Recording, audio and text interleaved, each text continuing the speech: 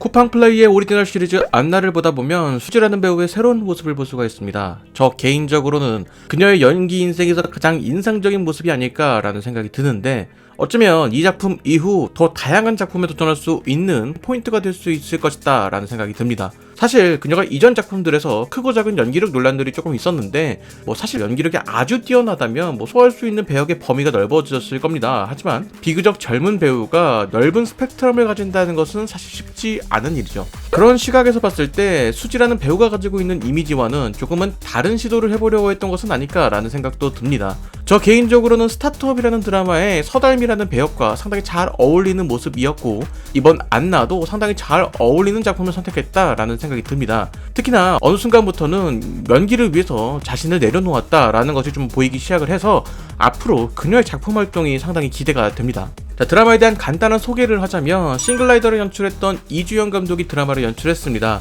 수지, 정은채, 김준한, 박예영 배우 등이 캐스팅이 되었고, 다른 사람의 인생을 훔친 주인공에 대한 이야기를 다루고 있습니다. 우선 감독의 전작만큼이나 이 드라마도 좀 건조한 톤으로 이야기가 전개됩니다. 그리고 그 톤에 맞는 극의 분위기를 잘 이끌어가는 수지 배우의 연기와 그녀의 비밀을 알고 있어 마주칠 때마다 긴장감을 유도하는 정은채 배우, 유일한 친구였다가 그녀를 의심하기 시작한 박예영 배우, 그리고 여러 사건들을 만드는 중심에 서 있는 김준한 배우까지 극에 등장하는 배우들의 역할이 뚜렷하고 거기에 연기력도 탄탄하기 때문에 안나라는 인물이 다른 인물과 함께 등장할 때마다 다른 분위기를 만들어냅니다. 특히나 정은채 배우 특유의 웃음은 상당히 섬뜩하게 느껴지기도 합니다. 이 외에도 전체적인 캐스팅이 상당히 잘 이루어졌다라는 생각이 듭니다. 그만큼 캐릭터 구성이 탄탄하다라는 이야기가 되겠네요.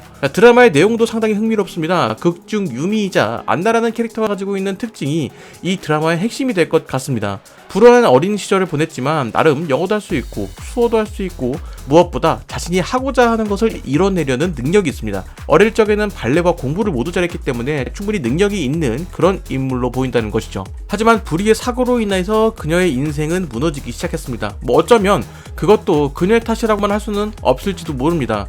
결과적으로는 그녀의 노력들은 한순간의 실수로 인해서 전혀 검증받지 못하는 능력이 되었던 것이죠.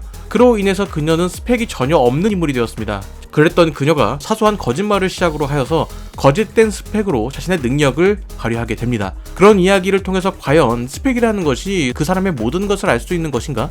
다르게 보면 스펙이라는 것이 상당히 허황된 것은 아닐까 하는 의문을 보내는 듯한 모습이죠. 그리하여 드라마의 1, 2화에서는 집안 배경이 스펙이 되는 현대사회에 대한 이야기를 다루는 듯 했습니다. 그리고 3, 4화에서는 거짓 스펙으로 승승장구하던 안나에게 새로운 위기가 발생하게 됩니다. 그녀의 학력을 의심하는 인물이 생기기도 하고, 그녀의 비밀을 알고 있는 인물이 등장하기도 하면서 결국 들키게 될 거짓말이라는 불안이 생기기도 합니다. 그리고 한편으로는 거짓말을 하면서까지 열심히 일을 하면서 이전보다 더 많은 돈을 버는 안나가 맨날 돈을 쓰면서 살아가는 현주보다 돈이 없는 현주와의 격차가 줄어들지 못하는 그런 현상이 발생하기도 하죠.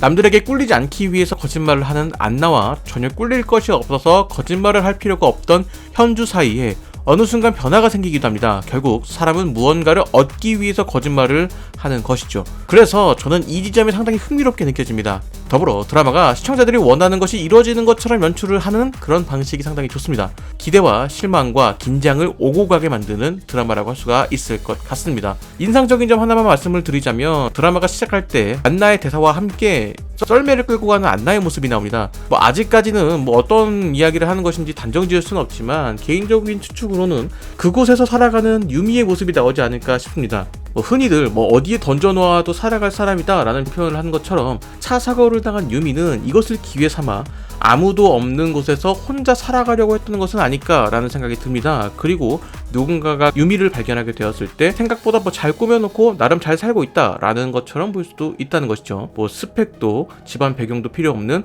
제3의 장소에서 말입니다. 자, 개인적으로 안나 재밌게 보고 있습니다. 넷플릭스 시리즈로 나와서도 충분히 좋은 평가를 받을 수 있었을 것이다 라는 생각이 듭니다. 무엇보다 현재 국내 OTT 중에서는 가장 좋은 퀄리티의 자체 제작 콘텐츠를 보여주는 것이 쿠팡 플레이가 아닐까 라는 생각이 듭니다. 물론 쿠팡 플레이 자체는 개선되어야 할 점이 좀 많이 있지만 콘텐츠 자체가 흥미롭다 보니 그럼에도 관심을 가지게 되는 것 같습니다.